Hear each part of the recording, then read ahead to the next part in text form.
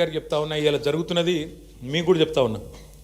Sit విచారణ కాదు, ఇది చిట్టి విచారణ. చిట్టినాయుడు గారు నడిపిస్తున్న ఒక పనికిమాలిన విచారణ తప్ప, ఓ లొట్టపీసు కేసులో ఇంకో పనికిమాలిన చిట్టి విచారణ తప్ప సిట్టు లేదు, తిట్టు లేదు. ఆడ ఏమి లేదు. 2 ఏళ్ల నుంచి బోగస్ కథనాలు, ముఖ్యమంత్రి కార్యాలయంలో వడ్డించి వార్చే పనికిమాలిన స్టోరీలు, ఒక్కటి కూడా రాష్ట్ర ప్రజలకు పనికొచ్చే కథలు, ఒక్కటి కూడా రాష్ట్ర ప్రజలకు పనికొచ్చే కథనం లేదు. పనికి మాలిన స్టోరీలతో 2 ఏళ్ళు టైంపాస్ చేస్తూ ఉన్నాడు. నేను అడుగుతా ఉన్నా ఆయనని, రేవంత్ రెడ్డిని, 1 కాదు 2 కాదు, ఇంకో 1000 వేసుకో.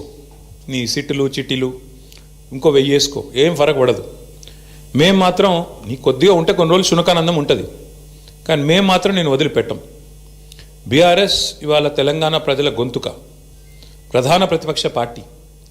మీరు ఎన్నికల్లో ఆనాడు మమ్మల్ని ఓడించడానికి అడ్డమైన మాటలు చెప్పి, అడ్డగోలు హామీలు ఇచ్చి, అందమైన అబద్ధాలను 6 గ్యారంటీ కార్డుల రూపంలో ప్రచురించి, ఆ రోజు ప్రజలను ఏదైతే బురిడి కొట్టించినారో, మేము ప్రజల తరపున గట్టిగా మాట్లాడుతున్నాం అనేది నీ బాధ.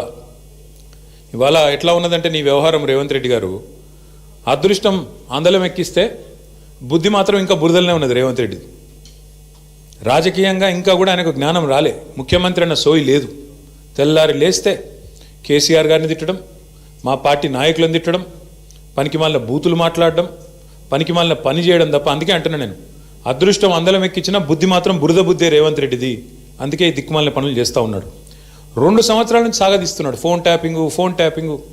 నేను ఇవాళ అడుగుతా ఉన్నా రేవంత్ రెడ్డిని, ఎందుకు ఒక్క అధికారి కానీ, ఒక్క మంత్రి కానీ, లేదా స్వయంగా హోంమంత్రి ముఖ్యమంత్రిగా ఉన్న ఈ రాష్ట్రంలో ఒక్క అఫీషియల్ ప్రెస్ మీట్ ఎందుకు ఉండదండి ఫోన్ ట్యాపింగ్ మీద?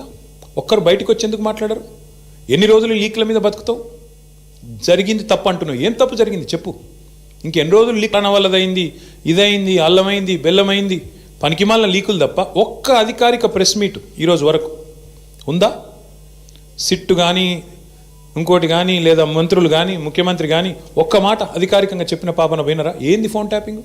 ఎవరి ఫోన్ ట్యాపింగ్? ఎక్కడ ఫోన్ ట్యాపింగ్? ఏం జరిగింది? రాజకీయ వేధింపులకు ఇంకా విచిత్రం ఏంటంటే, హరీష్ రావు గారి మీద కుట్ర, ఎవరో ఒక ఆయన సిద్దిపేటలో ఆయన మీద రాజకీయ ప్రత్యర్థిగా ఉన్న ఆయనతోని కేసు పెట్టించారు. పెట్టిస్తే హరీష్ రావు గారు న్యాయస్థానాన్ని ఆశ్రయించినారు, హైకోర్టు పోయినారు. హైకోర్టు కొట్టేసింది.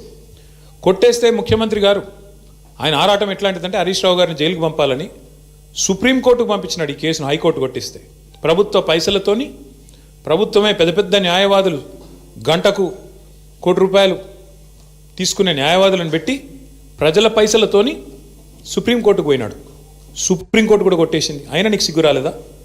ఈ కేసులో ఏం లేదు, విచారణార్హం కాదు ఈ కేసు అని, ఈ ఫోన్ ట్యాపింగ్లో పసలేదు హరీష్ రావు గారి మీద అని చెప్పి సుప్రీంకోర్టు కొట్టేసినాక కూడా, సుప్రీంకోర్టు కంటే కూడా నీ సిట్టు నీ చిట్టి పెద్దదా? అసలు ఏమైనా ఇంగితం ఉందా ఈ ముఖ్యమంత్రికి కానీ, ప్రభుత్వానికి కానీ? వాళ్ళ బాధ అంతా ఒకటే. నిన్న ఉదయం హరీష్ రావు గారు డీటెయిల్డ్గా ప్రెస్ మీట్ పెట్టి రేవంత్ రెడ్డి బావమరిది కుంభకోణం బయటపెట్టిండు. రేవంత్ రెడ్డి బావమరిది బయట పెట్టే వరకు వెంటనే సాయంత్రం వరకు హరీష్ రావు గారికి నోటీసులు. ఇది వాస్తవం, ఏం లేదు ఇలా. ఎంతకంటే నిజంగానే హరీష్ రావు గారు నిన్న చెప్పింది తప్పైతే, నిన్న ఉదయం ప్రెస్ మీట్లో హరీష్ రావు గారు చెప్పింది తప్పైతే, అయితే సింగరేణి సంస్థను, సంబంధిత అధికారులు, బాధ్యులైన మంత్రి గారో లేదా ముఖ్యమంత్రి గారో ఈ పార్టీకి తప్పు వారు చెప్పింది ఇది వాస్తవం అని చెప్పాలి కదా. చెప్పారా?